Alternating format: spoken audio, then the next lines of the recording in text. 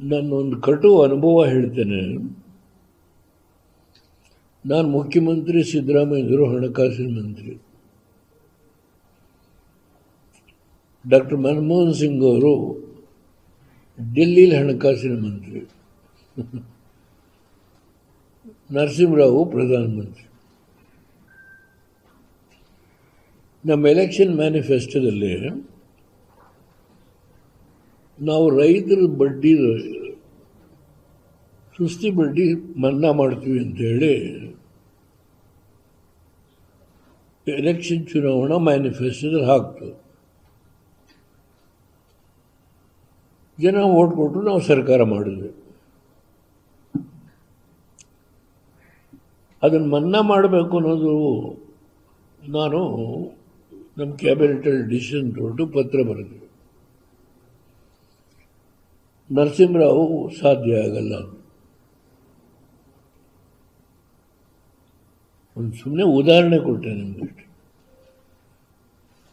ಆಮೇಲೆ ನಾವು ಜಾಲಪ್ಪನವ್ರನ್ನ, ಎಸ್ ಪಾಟೀಲ್ನ, ನಾರಾಯಣವ್ರನ್ನ ನಬಾರ್ಡ್ಗೆ ಸಾಲ ಕೊಟ್ಟಿದ್ರಲ್ಲ ಅವ್ರ ಹತ್ರ ಕಳಿಸಿದ್ವಿ.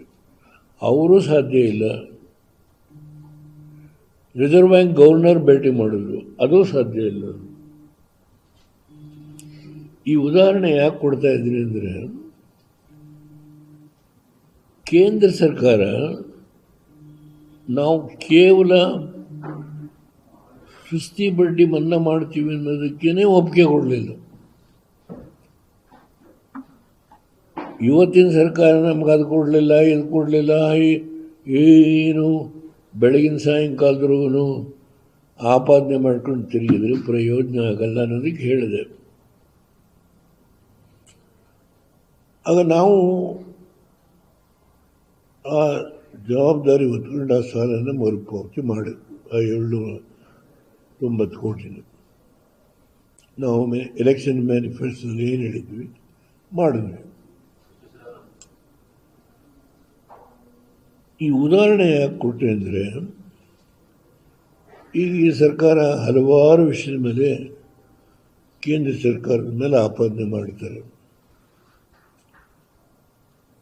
ಒಂದು, ನಾನಿಲ್ಲಿ ಯಾವುದೂ ಚರ್ಚೆ ಮಾಡಲಿಕ್ಕೆ ಹೋಗಲ್ಲ, ಒಂದು ಉದಾಹರಣೆ ಕೊಡ್ತೇನೆ. ಇವರು ಐ ಥಿಂಕ್ ದಿಶಾ ಮೀಟಿಂಗ್ ಹೋಗೋದು ಬೈಕಾಟ್ ಮಾಡಿರ್ಬೋದು. ಸಿದ್ದರಾಮಯ್ಯನವರು ಯಾರನ್ನು ಕಳಿಸ್ತಾರೋ ಗೊತ್ತಿಲ್ಲ. GST ಮೀಟಿಂಗ್ಗೆ ಕೃಷ್ಣ ಬೈರೇಗೌಡರು ಕಳಿಸ್ತಾ ಇದ್ದದ್ದು ನೋಡಿದ್ದೀನಿ, ಪತ್ರಿಕೆಯಲ್ಲಿ ಓದಿದ್ದೀನಿ.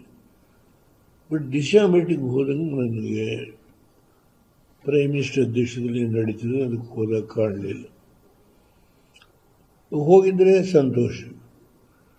ನಮ್ಮ ರಾಜ್ಯಕ್ಕೆ ಏನು ಬೇಕು ಅನ್ನೋದ್ರ ಬಗ್ಗೆ ಹೋರಾಟ ಮಾಡ್ತಕ್ಕಂಥದ್ದು ಅಲ್ಲಿ ನಾವು ಪ್ಲಾನಿಂಗ್ ಕಮಿಷನ್ ಅದನ್ನು ಚೇಂಜ್ ಮಾಡಿ ದಿಶಾ ಮಾಡ್ಕೊಂಡಿದ್ದಾರೆ. ಅದರಿಂದ ಈಗ ನಮ್ಮ ರಾಜ್ಯಕ್ಕೆ ಸಂಬಂಧಪಟ್ಟಂಥ ಸಮಸ್ಯೆನ ನಮ್ಮ MP ಗಳು ಹೋರಾಟ ಮಾಡಲ್ಲ ಅಂತ ಸ್ವಲ್ಪ ಒಂದೊಂದು ಸಾರಿ ನಮ್ಮಗಳ ಬಗ್ಗೆನೂ ಕೂಡ ಅವರ ಟೀಕೆ ಅನ್ನೋದಿಲ್ಲ, ಅವರ ಅಭಿಪ್ರಾಯ ವ್ಯಕ್ತಪಡಿಸ್ತಾರೆ. ಆದರೆ ನಾವು ನಮ್ಮ ಕರ್ತವ್ಯ ಮಾಡೋದ್ರಲ್ಲಿ ಹಿಂದೆ ಬೀಳೋದಿಲ್ಲ. ಆದರೆ ನಮ್ಮ ಲಿಮಿಟೇಷನ್ಸ್ ಇದೆ ನಮಗೆ. ಈಗ ನಾನು ಯಾರ ಬಗ್ಗೆನೂ ದೂರಕ್ಕೆ ಹೋಗಲ್ಲ. ಈಗ ನಮಗೆ ನೀರಾವರಿ ಸಿದ್ದರಾಮಯ್ಯರಿಗೆ ಗೊತ್ತಿದೆ. ನಾವು ಪಬ್ಲಿಕ್ ಬಾರೋಯಿಂಗ್ ಮಾಡಿದ್ವಿ 18% ಬಡ್ಡಿನಲ್ಲಿ. ನಾನು ಅದನ್ನೆಲ್ಲ ಹೇಳಲಿಕ್ಕೆ ಹೋಗಲ್ಲ. ಈಗ ಹೇಗೆ ನಾವು ಹಣವನ್ನು ಕೂಡಿಸ್ಕೊಂಡ್ವಿ ನೀರಾವರಿಗೆ ಅನ್ನೋದನ್ನು ಸುಮ್ಮನೆ ಒಂದು ಸಣ್ಣ ಉದಾಹರಣೆ ಹೇಳಿದೆ ಅಷ್ಟೇ. ಅದರಿಂದ ಇವತ್ತು ನಾನು ತಮ್ಮ ಕರೆದಿರೋದು ಪಾರ್ಲಿಮೆಂಟ್ಗೆ ಹೋಗೋದಕ್ಕಿಂತ ಮುಂಚೆ, ಈಗ ಹಾಸನದಲ್ಲಿ 2 ವರ್ಷ ಆಯಿತು ಅಂತ ಕಾಣುತ್ತೆ ಸರ್ಕಾರ ಬಂದು. ಹಾಸನದಲ್ಲೇ 2 ಮೀಟಿಂಗ್ ಮಾಡಿದ್ರು. ಒಂದು 70,000 ಜನ ಸೇರಿಸಿ ಹಾಸನದಲ್ಲಿ ಅದು ರಾಜಣ್ಣವರಿದ್ದಾಗ. ಗ್ಯಾರಂಟಿ ನ್ಯೂಸ್, ಸುದ್ದಿ ಖಚಿತ, ನ್ಯಾಯ ನಿಶ್ಚಿತ.